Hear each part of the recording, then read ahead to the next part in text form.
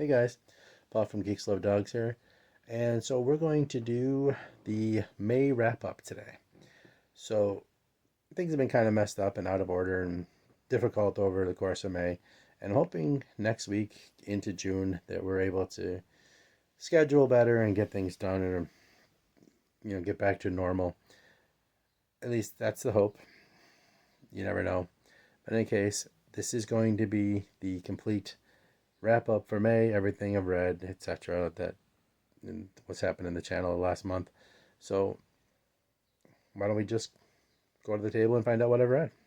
All right, before I talk about what I've read, I used to be able to do an occasional what I've been listening to music thing, and there's something I've been looking for a couple of decades, and I don't have a record player anymore. I don't have that kind of setup, so I need a CD, and the CD was impossible to find. I was lucky enough to finally come across this, and like I said, I've been looking for it forever. I'll give you something you've been obsessing about ever since our parents got married. So I just want to show it off because I did find it.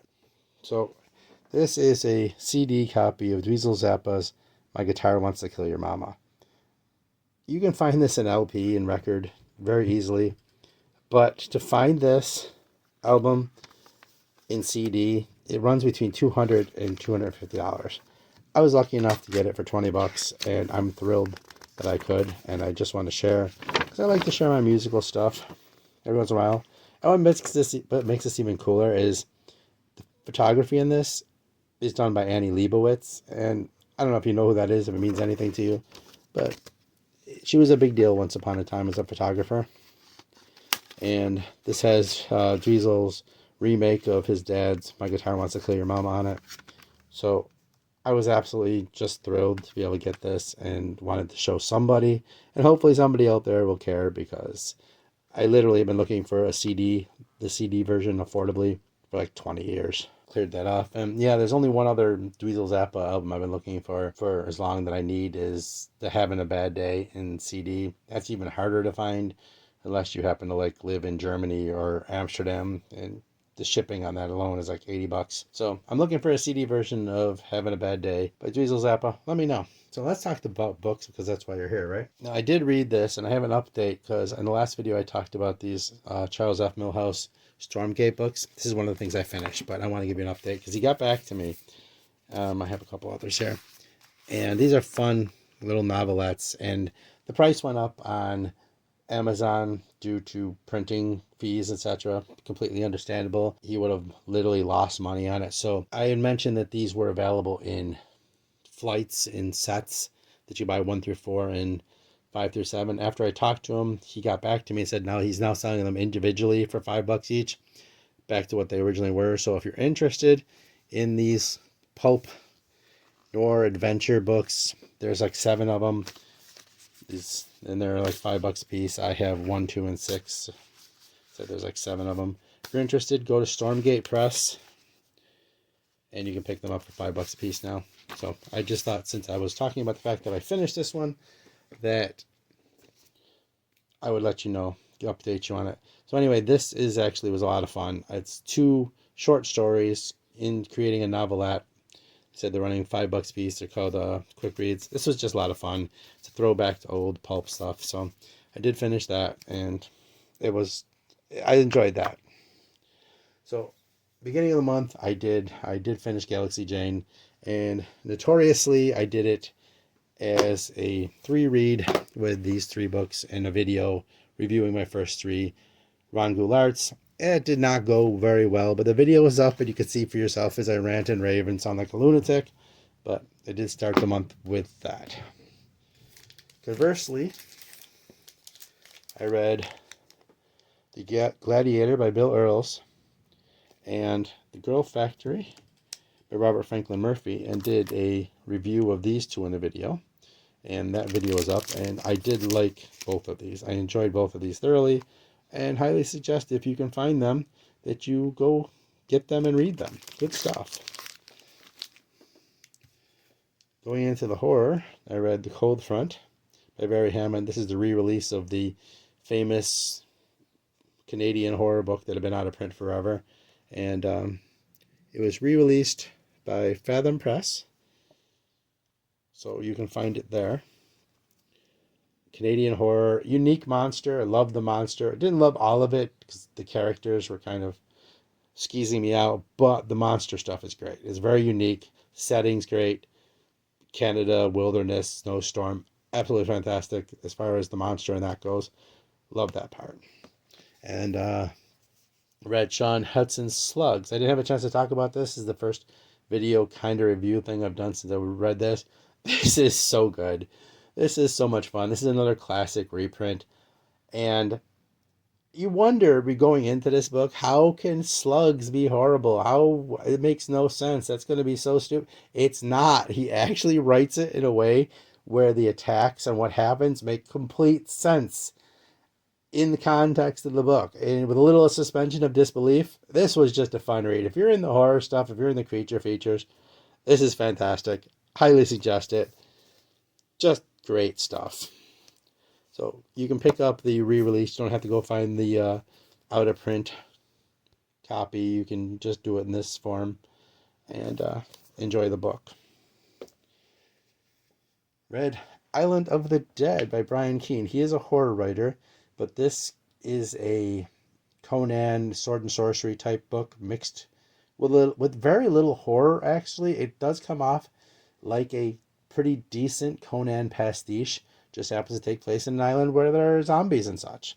But I'm, as Keene is a horror writer, and I've read a lot of his stuff, which is very hit and miss with me. I've really loved some of it not so much. But this one was good. I mean, if you were into sword and sorcery, dismiss the fact that he's a horror writer and check it out. I enjoyed it. I mean, it was good. It was good. So I read Unicorn Battle Squad by Kristen Aileen. I'm thinking about doing a Bizarro video with them reviewing a few of them. That's why I have notes in here. Don't look. But it's just this. I'm going to give you a quick summary without any spoilers in case I want to do the review. Picture a badly done Monty Python sketch where they're parodying a story written by Jack Vance sitting at a table with Kafka. And they're spitballing the craziest story they could think of. This is pretty much what you'd get. It was just, it wasn't great. I'm going to say that. It wasn't great. I had some major issues with it. But yeah, like I said, I'm thinking about doing a review with a few other Bizarro books and putting it together in one video. So hopefully I can get that done. Yes. Unicorn Battle Squad. I read What If Loki Was Worthy and by Madeline Rue. And I'll tell you, in the video I talked about this, and I was not kind to it. I was so disappointed. I'm a fan of Loki. One of my dogs is named Loki. At one point I had a cockatiel named Loki. It's only a pet name I've ever used more than once. I was so looking forward to this. I thought the concept was great. The book was utter, absolute trash. Garbage, worthless, boring nonsense. And it has a really high rating on Goodreads, which tells me you can't always trust Goodreads. Because if you're a Marvel fan, if you're a fan of Loki, you're probably not going to like this. If you're a fan of emotional hand-wringing, whining, crying, and white wine drinking, where nothing really good happens, where a lot of people are trying to get in touch with their feelings, etc., then you might like this. The best part about this was what gave me a laugh was Loki was punished, being exiled and sent to basically hell, and the hell was being sent to a trailer park in Buffalo surrounded by Bill's Mafia fans. I can't even make that up, and as somebody who lives in Western New York, that's hell. Trust me. Anyway, yeah. What If Loki Was Crap book. So I read Firefly book, The Ghost Machine. I'm a huge Firefly fan, and this is the fourth one of this series I've read, but I did not like this one. I could not stand this one, and it wasn't the writing, it was the concept, because basically the book I'm sure you've seen this if you're a sci-fi fan and you've watched Star Trek, you've seen this done, where they take the characters and put them all in a what-if situation. They're not in their right heads. They're being controlled by something, whether it be the holodeck or a creature who's taking their minds and putting them in new situations. That's what this is. The ghost machine is taking them and making them believe they're living a different life. I can't stand that concept. I hate it so much. And that's a personal thing. And they took all the characters and put them in different situations. Like, what if they hadn't? It's basically the Christmas Carol syndrome. And I can't stand every freaking Christmas they've got to do a very special episode of a TV show where they do a Christmas Carol. What if this character wasn't born? What if this character hadn't done this? That's what they did here. And I can't stand it because of that. It's not like the writing was bad or anything. It was fine. He did a good job with the writing inside, but I just couldn't stand the concept, so I hated the book. That's maybe a me thing. If you're into A Christmas Carol and you like seeing everybody in an alternate world and sitting in a hollow deck pretending to be somebody they're not in a life they didn't live, yeah, you might like it. Not me. I finished book 8 of the 20th Century Boys Perfect Edition. This is a manga. It's a good manga, to be honest. They're huge. There's like 11 of them.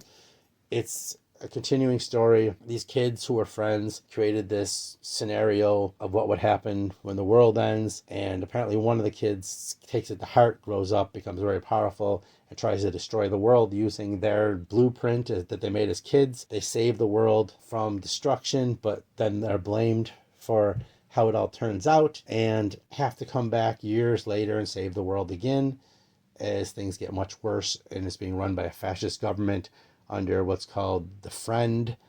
And yeah, it's a good story. There's a little reminiscent of Stephen King's It in there, with the friends coming together to save the world, but it's more sci-fi than horror. But it's really enjoyable if you're into manga, if you're into epic long tales. The Perfect Editions are great. I'm having a lot of fun with this one. It's good stuff. Really good storytelling, character development, twists and turns all over. It's not cheesy, goofy manga there are people who don't like it. This is actual deep storytelling, so this you might like. And as on the similar note, I finished We Stand on Guard by Brian K. Vaughan. I'm a fan of Brian K. Vaughan. I've talked about him before.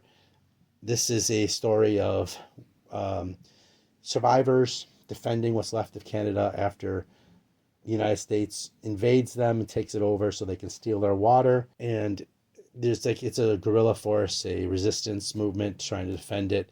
It is really good. It's really enjoyable. The art's fantastic. There's mechs. There's strong, aggressive, tough women. Thing about being a slayer, kicking ass is comfort food. And every aspect of this book, every page moves the plot forward. It means something. It is really well done. It's a lot of fun. It's like I said, it's really good art. And it was an enjoyable read. I enjoyed my time with it. So I said there's really good. It's just really good art. And anything that has mechs and badass women taking charge and kicking butt, and it's just a lot of fun. I really enjoyed it. Electronically, through ebook and audiobook, I finished Blackwater Saga books 1 through 6 by Michael McDowell. It was great. I loved it. It was absolutely fantastic. I'm so glad I went back to it and finally was able to finish it. I had read book 1 once before. It was great. And I'm going to tell you now, since I'm getting there, this is going to be my book of the month. Blackwater by Michael McDowell, the complete saga, books 1 through 6. That's Geeks Love Dogs, book of the month. And if you haven't read it, they re-released it, thankfully. I think Valancourt Press re-released it after it was out of print. It's worth your effort. The book is not action-packed. It's a good, just really good storytelling. It just follows a family from 1919 to about 1970 as they grow and change after they've adopted a woman who they find in a flood, who is, they pretty early on tell you, is a sea monster. She's a river monster, and it's a Southern Gothic, and it may sound silly, but it's not. This woman changes and alters the family as she goes. She has some supernatural abilities, and it's basically just a story of this family with some moments that are kind of odd, but it's just so well written and so well told and so just enjoyable to watch this family grow over this 50 years. And I just absolutely thought it was great. It's a good thing they reprinted it. I'm glad I went back to it, and that will be my book of the month. Nightmares and Geese and Snacks by Frederick Brown is in my TBR, or my what I was supposed to read for May, and somehow it got pushed aside, and I didn't quite get through it, so I can't really put it in there. It's a short story collection on Frederick Brown. I'm a big fan of Frederick Brown. Everyone should read Frederick Brown. He's a great storyteller, does a couple good sci-fi stuff, but mostly it's just crime and just some kind of real weird stuff sometimes, but he's really good. And I didn't finish it, so just throwing it in there to let you know that I'm most of the way through. I'm almost done. I just didn't get it in time because of everything that was happening for the month, but it was in the reading, and I'm going to finish it real soon. So real quick, let's just talk about what I did on the channel. I did do a spotlight on my Conan collection at the very beginning of the month, I believe it was. So that's up there in case you're interested in Robert E. Howard, and Conan and some of the other things he wrote. Isn't just Conan, but it's Robert E. Howard. So I did that. I did the review of the Ron Goulart books I talked about. That review's up there if you want to see me lose my mind. I might have watch me as my sanity breaks on tape. I did a review of, as I said, Gladiator and The Girl Factory together, which I enjoyed both those books thoroughly. And there's a review up of those two together. There's a couple book hauls up. I just did my May wrap-up book haul a couple days ago. So you can check that out if you want to see everything I gathered from normal sources, not used bookstores. That used bookstore book haul is back a couple weeks ago is up, as well as a mini weird little book haul that I've had, a bunch of stuff I gathered and did a book haul for. So it's a total of 3 of them for the month. One of them's kind of small, relatively speaking, of course. Those are all up if you're interested. That's what they did in the channel. Of course, there's the TBR one where it wasn't a game, but I showed what I was going to read for June. That just went up last week. And there's a couple good and the bad in the books up where I touched on what I had been reading through that point. I didn't do them every week. It was a really messed up month. A lot of stuff happened that I had to deal with. So there's only a couple of them. But that might be a good thing, especially considering one of them had the rant about the Loki book. If you want to see me just be completely off the wall, that's there. So anyway, that is the month of May. And I'm going to be happy to move on to June because I spent the entire month swimming to my car. It's June in New York State, and we're 20 degrees below normal for us, and it's been raining every damn day, and we're just sunk in the mud. So I'm happy to move on and go on to read what some June on the Range and some other things, some other picks. If you want to know what I'm reading for the month, go to my TBR video and check it out, and you'll be able to see what my intentions are to read. There's always alterations, things I pick up along the way and add to it, or something I may not get to, but you get the general idea. You get to see what I plan on reading, and if you want to read along or have any thoughts, then that's the video for you. In any case, I'm glad you showed up. I hope you come back. I appreciate you so much. And remember, the secret to Zen: read books, pet dogs, and listen to heavy metal. And I will see you real soon, I hope. Have a good one.